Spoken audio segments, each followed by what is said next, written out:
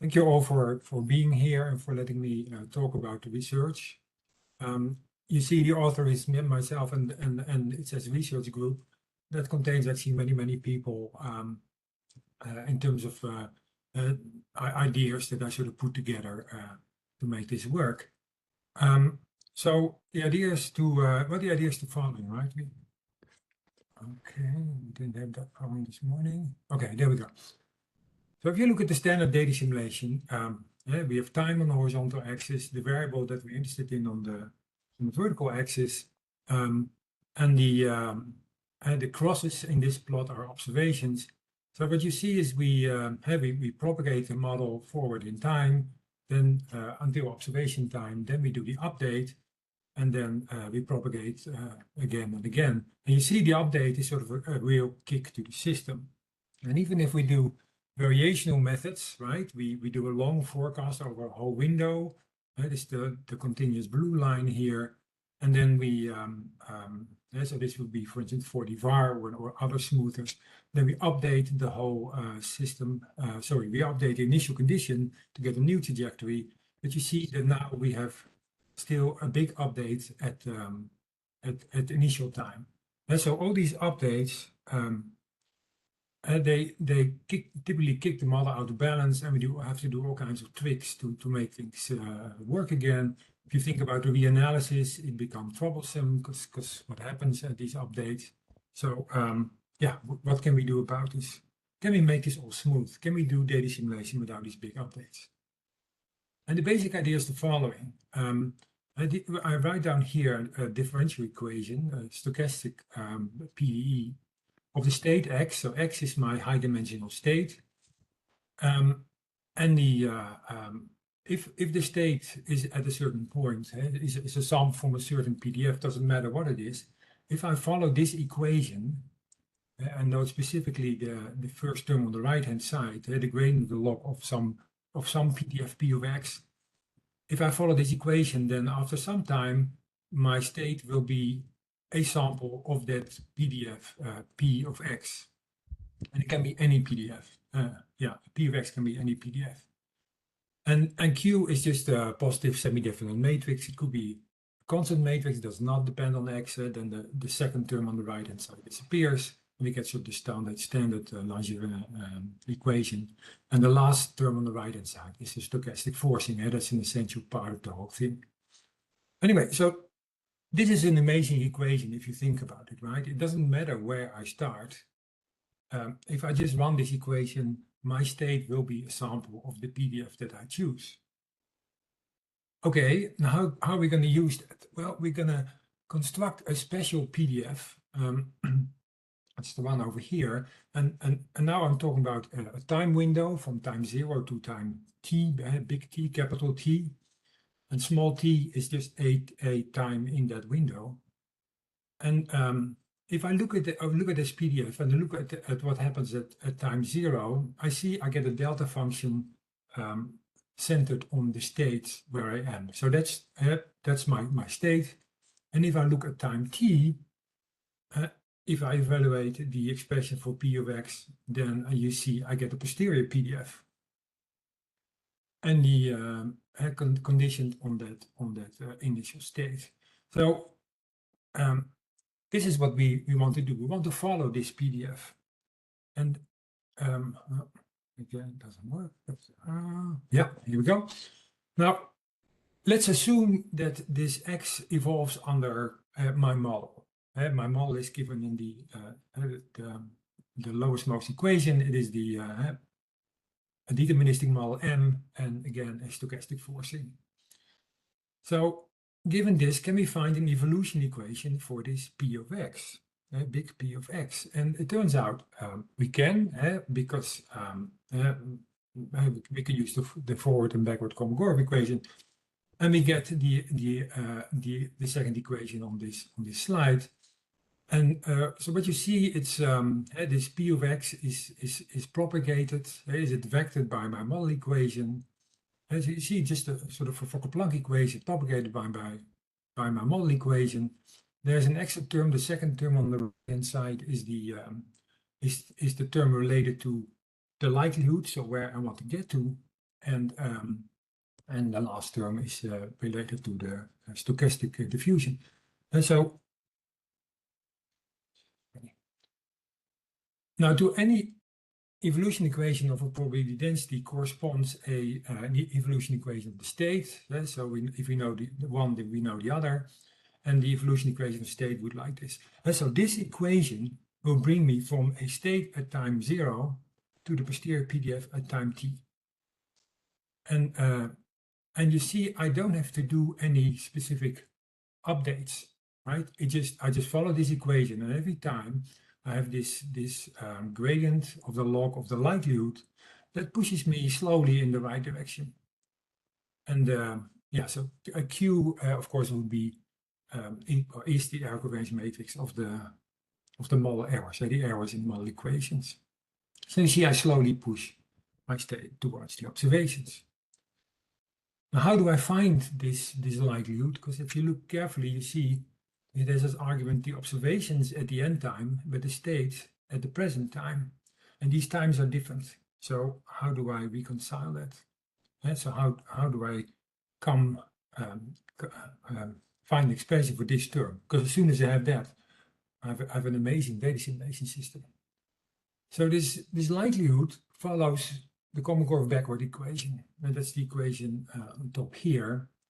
And so that's what it is. You see the model appearing again, now with a minus sign, and you also see a stochastic term. Now, if you think about this is actually, it looks like, okay, we just need to solve this equation, but it's backwards in time, but it's a bit of a problem because remember that this is a function of the state. At every time t, I have this well, let's call it likelihood, but it's a function of the full state. So it's a very complicated thing, and this equation is very hard to solve, not impossible to solve directly in high-dimensional systems. But we can use the Chapman-Kolmogorov. We can, instead of explicitly solving the equation, we can write it as an integral equation. And yeah, just Chapman-Kolmogorov, and this is what you get. So now, what you see in the in my expression for the likelihood at for the state at time small t, I see it's an integral of the transition density of the state from time t to time big T times the likelihood at the end time. Now I know the likelihood at the end time. Right? That's just the error PDF of the observations. So I know what that is, or the PDF of the observation errors, I should say. I know what that is. And this transition density, well, that has to do with the model equation. So in principle, I know what that is. But if you, again, think about this, right, we can't really calculate this because this transition PDF going from small t to big T, that's a very complicated beast. And if you can approximate that, for instance, with an ensemble, but you need a large ensemble. And you might say, well, we do that all the time. But the thing is, this is just for one state at time xt. If I want to do a whole ensemble of states at time xt and propagate them forward to the posterior PDF, I have to do an ensemble of ensembles, right? So that becomes a bit complicated. And furthermore, I have to do this at every time step. Every time step, I have to recalculate this thing. So it's a bit of a complicated thing. However, we can do some tricks. The first thing, what we need is the gradient of the logarithm of this likelihood. So we can take the gradient, and this is the function that we, the expression for that. And now we make an approximation. This is the only approximation in the scheme. So this is the only approximation. The approximation we made is that, well, we're going to approximate this transition PDF by a deterministic model. Now we know our deterministic models are typically not nonsense, so that's perhaps not too bad an approximation. So that's what we do. So we can write, as soon as we do that, we can write the transition PDF as this delta function in the lower part of the slide. And the,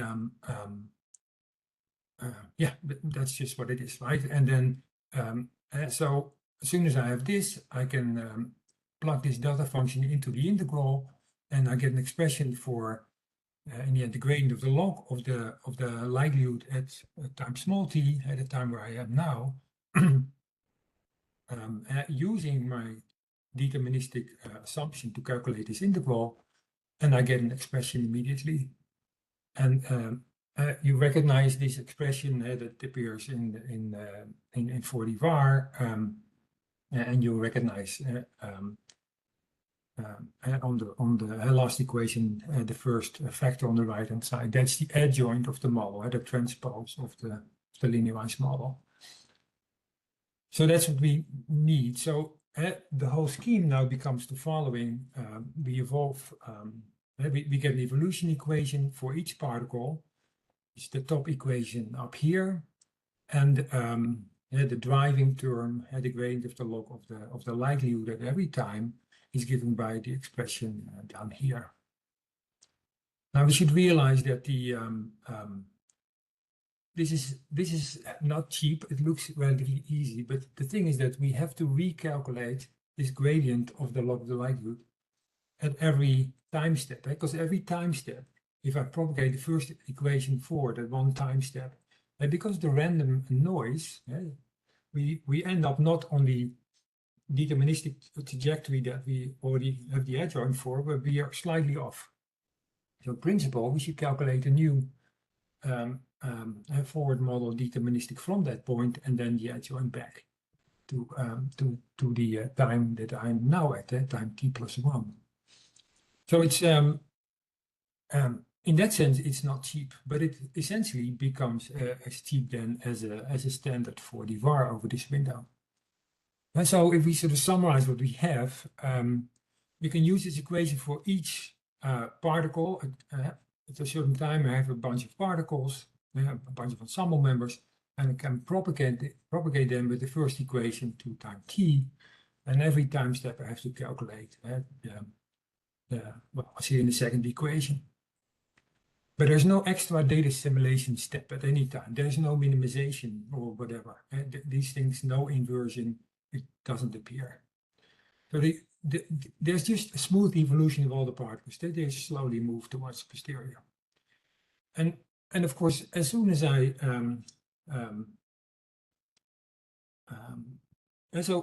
you see when I at time t, I have a sort of a look ahead window for the observations. And at every time step that I make for my particles, that look ahead window is also moving one step forward. So I have this constant length window in front of me, and as soon as an observation appears in that window, I'm going to include that in this gradient of the log of the likelihood. And so new observations are automatically included. Now, of course, if we don't have the adjoint, what do we do then? Well, we can approximate the adjoint with covariance matrices, but of course you need to localize them. And if you read the abstract, I said we don't need to localize. So we would have to localize these matrices if you don't have the adjoint.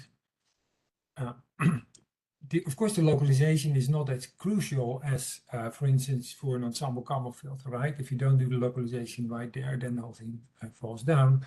Here, the matrices have a quite a different function. We just want to approximate the adjoint, and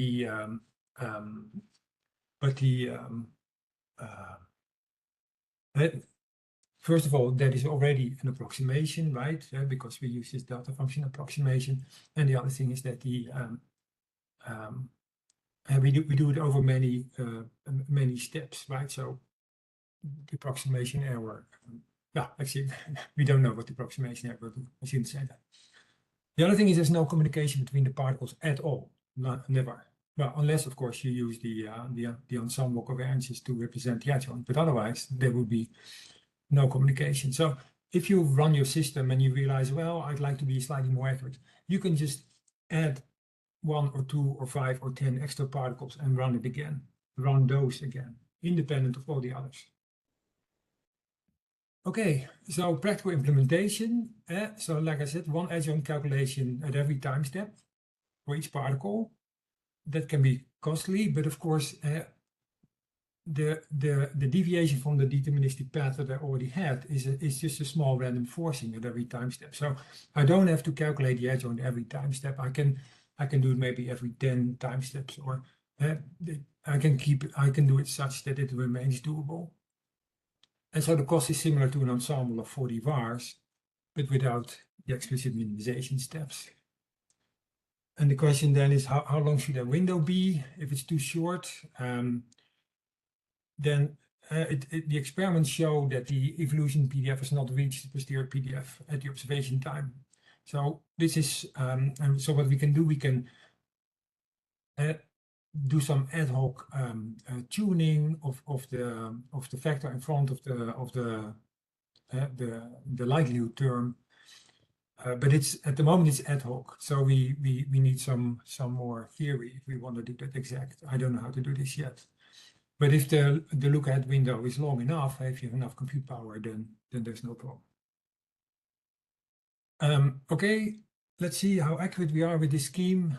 We look at Lorentz 63. We observe only the first element and then the square of that. And we use a sliding window of 40 time steps. The observations are every 40 time steps. Observation error is 350 ensemble members, and we compare it with a particle filter with 1,000 particles. And so if we don't do any data simulation, we just look at the X component function of time, and we see the plot on the left-hand side, and then on the right-hand side, I'm giving you the observations over this whole 1,000 time step experiments, just to emphasize observation X squared will give you a hard problem. And the blue line is the truth, and we're only giving the red crosses, and you figure out that the blue line is underneath it. Of course, you can't really do that. So if I look at the particle filter solution on the left-hand side, for instance, you see that very quickly the system doesn't know in which wing of the butterfly it is, and that is the correct answer. That is the particle filter would give us the correct posterior PDF in this case. It is the correct answer. We don't know where we are, on which wing we are, but we know as soon as we somehow figure out what the wing is, then we are at the correct position on that wing. If we look at our new data simulation scheme, you see something very similar. Of course, we have less particles, so the blue lines are less dense. But I should have said, so the red line is the truth, the blue line are my particles. But even on the right-hand side, look at the nudging scheme, underneath every red line is also a blue line. So I always have at least one particle that follows the truth very, very closely. And now if I look at an unobserved component, right, we see that again, on the left-hand side, particle filter, on the other side, the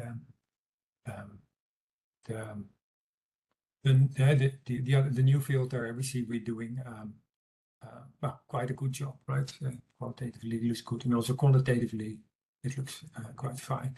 And so again, particle filter update, we have this kind of trouble that as soon as we have an observation, in this case at time 480,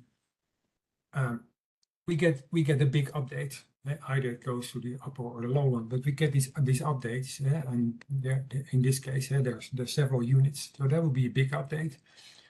We don't have that in our scheme. And if I, for instance, look at posterior PDFs, I see that gray is the particle filter, red is the new filter, orange is no data simulation. There we see that we cover the bimodal PDF quite accurately. So we can also do high dimension, but I see I'm running out of time. 1,000-dimensional system. We observe every grid point, or we can observe every other grid point. And we managed to follow the truth quite well. Yeah, the truth quite well. Of course, we don't know the exact answer. We don't know what the posterior PDF is in these high-dimensional systems. Anyway, so to conclude, we can formulate a data simulation evolution in real time towards an ever-changing posterior PDF, right? So no separate update equation.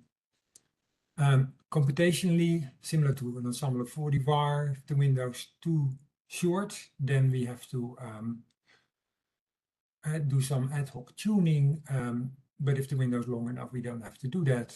But yeah, there's more needs to be done, but I thought it was interesting enough to tell you. So that's all I have. Thank you.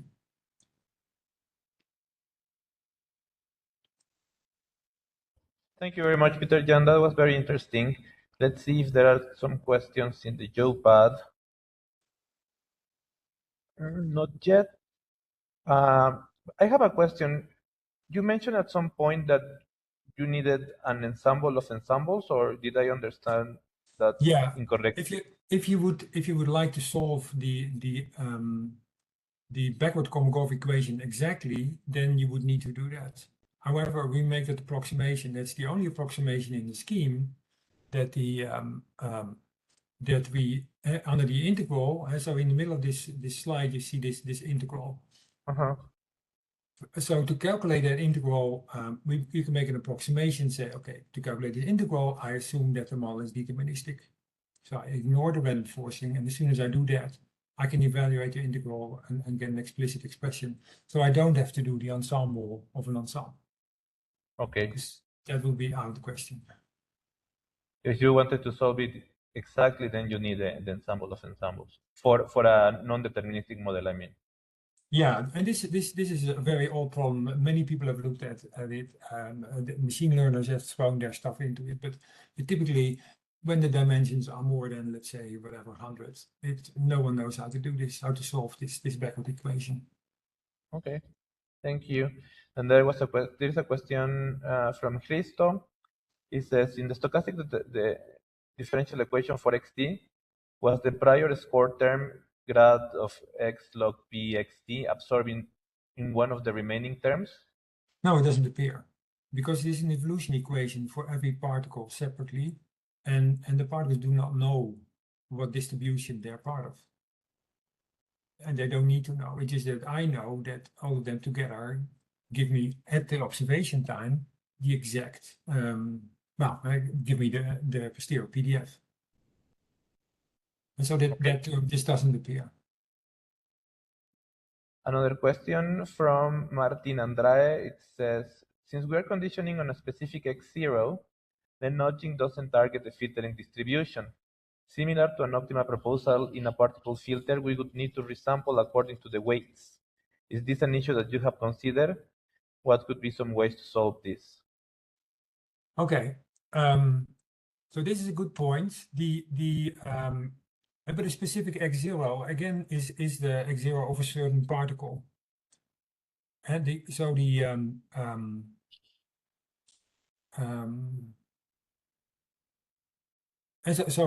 the starting point is that particle, so that is a delta function. But indeed, if you look at the posterior PDF, this is a good point. Because of course it depends on x0.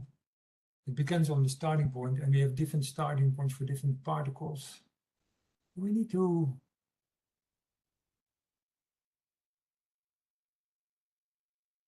that's a good point, actually. Okay, I need to think about. I think I'm okay.